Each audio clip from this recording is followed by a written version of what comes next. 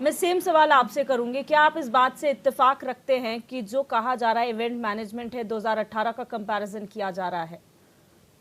देखिए दिव्या जी, निश्चित तौर पे ये एक मेरे हिसाब से एक इवेंट मैनेजमेंट है। इससे ज़्यादा ये कुछ नहीं है। क्यों? क्योंकि हमारे सारे मंत्री विदेश घूम गए थे, हमारे सीएम बचे हुए थे जो विदेश नहीं गए, उन्हें ये अपॉर्चुनिटी मिली तो वो इंग्लैंड गए। अब मैं ये क्यों बोल रहा हूँ? ये मैं इसलिए नहीं बोल रहा हूँ कि हम नहीं चाहते प्रदेश में इन्वेस्टमेंट आए और प्रदेश का विकास हो या इंडस्ट्रीज लगें। ये केवल महज एमओयू साइन हुए हैं। 2018 में 1,20,000 करोड़ के एमओयू साइन हुए थे, जो मैं लेके आया। कुछ कुछ उसमें से सेक्टर जो है, टूरिज्म जो विजिबल वाले सेक्टर है, टूरिज्म में 119 एमओयू साइन हुए थे, 119, और 14,183 करोड़ ये टूरिज्म के अंदर इन्वेस्ट हुआ था 2018 में। लेकिन टूरिज्म में आप मुझे कहीं दिखा दें 119 में से 19 भी एमओयू ग्राउंड पे उतरे हूं।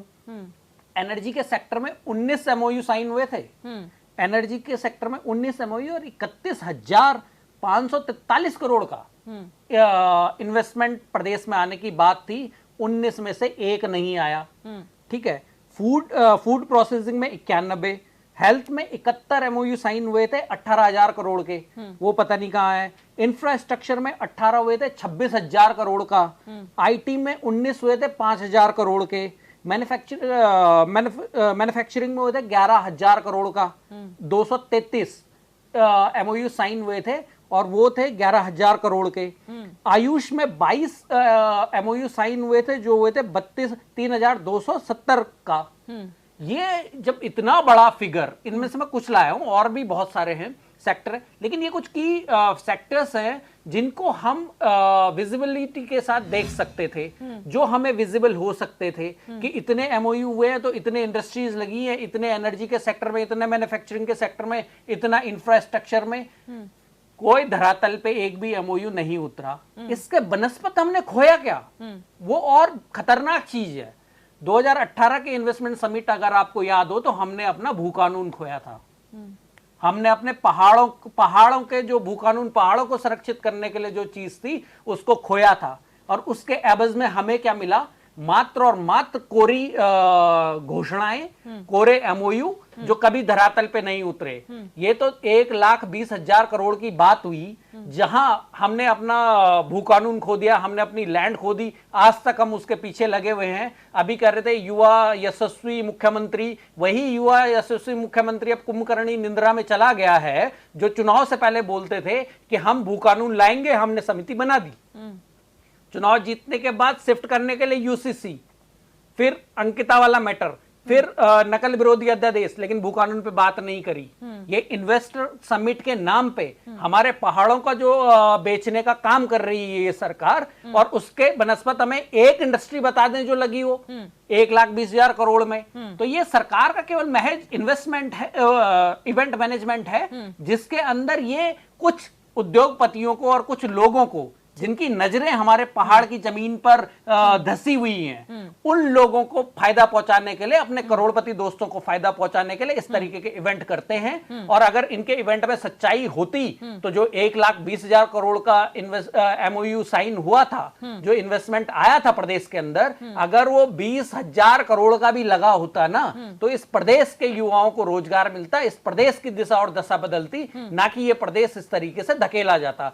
इसमें कतई सच्चाई नहीं है कि ये सरकारें विदेशों में जाके प्रदेश के लिए काम करती है, वो दिख गई। त्रिवेंद्र सिंह रावत ने हमारा भू कानून हटाया था, तत्कालीन मुख्यमंत्री, और ये मुख्यमंत्री अब पता नहीं दिसंबर में कौन सी, दिसंबर जनवरी में जब ये इन्वेस्टर समिट होगी, उस टाइम पे कौन सा एक और सगुफा और एक और कुठाराघात पहाड़ की जनता के साथ, पहाड़ के लोगों के साथ और उत्तराखंड के मूल अधिकार के साथ करते हैं। इस बात का शक है। ठीक है राजेंद्र जी, हम जब कहते हैं कि मंशा होनी चाहिए, अभी तो 8 और 9 दिसंबर की बात है, अभी से कुछ कहना ठीक नहीं होगा, लेकिन मंशा की जहां तक बात रही तो युवा मुख्यमंत्री पे सभी ने भरोसा जताया है। कई ऐसे सेक्टर्स हैं, आपने यूसीसी को लेकर कहा, कई ऐसे सेगमेंट्स हैं जिस पर बहुत आगे पहुंच चुके हैं मुख्यमंत्री पुष्कर सिंह धामी और मुख्यमंत्रियों से।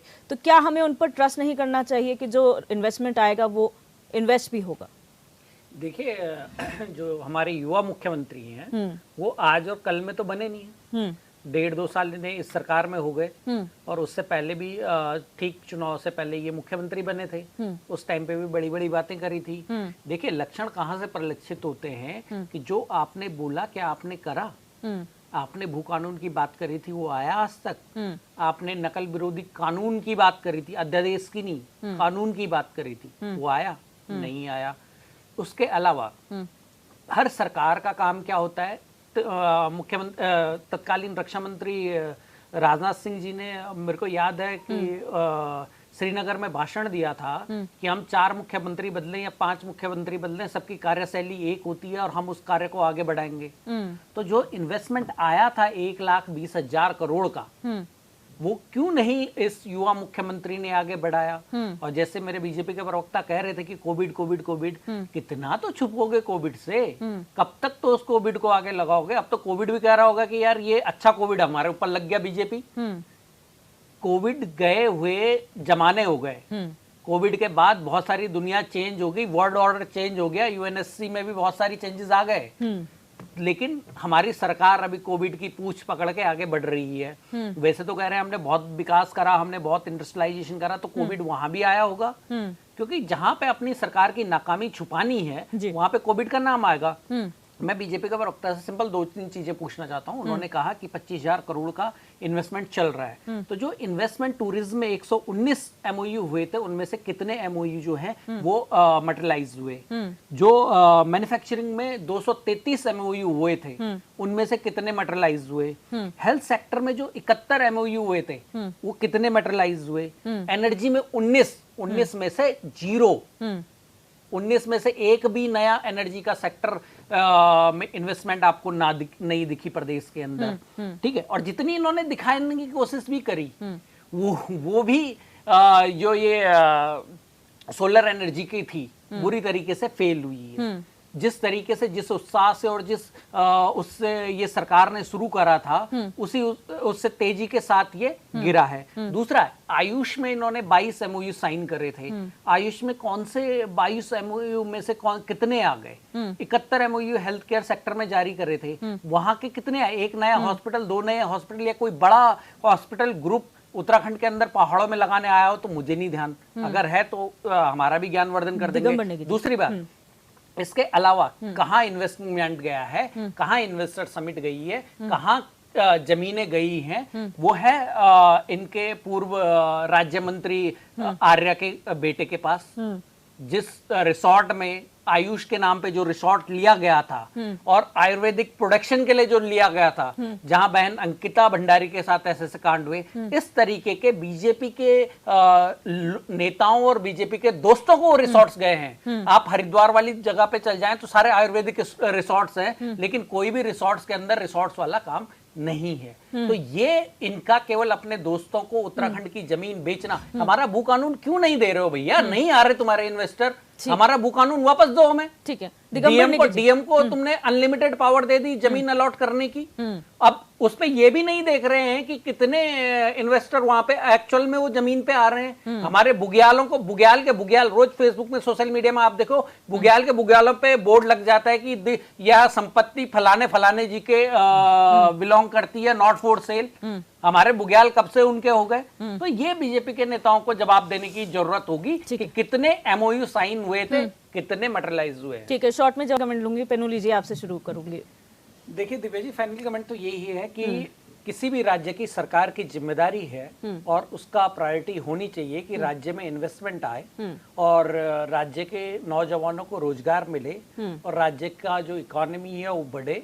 अगर इस मनसा से और सच्ची मनसा से सरकार काम करती है तो ये इसके लिए सरकार को साधुवाद। लेकिन आज की जो हकीकत है वो ये है कि जो एग्जिस्टिंग इंडस्ट्रीज हैं, जिनके अंदर ये क्लॉज है कि उत्तराखंड के 75-85% लोगों को नौकरी मिलनी चाहिए, उसमें अगर आप आज हकीकत में जाके देखें तो उत्तराखंड के लोगों को उसमें नौकरियां 50% से भी कम है।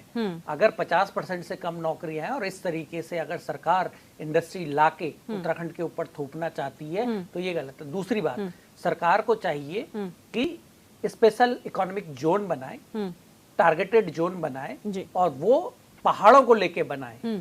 जैसे अभी हमारे अर्थशास्त्री जी बोल रहे थे कि फोकस्ड इंडस्ट्री को लाए, जैसे रोपवे है, जैसे मेडिसिन है, हमारे ऊपर जड़ी बूटियां बहुत है हमारे पास, तो आयुर्वेदिक इंडस्ट्रीज या इस टाइप की इंडस्ट्रीज को लाके अगर वो विकास करती है तो ये एक नियोजित विकास होगा, और अगर ये अंधा विकास करते हैं तो पहाड़ को उससे कुछ फायदा नहीं। ठीक है राजेंद्र।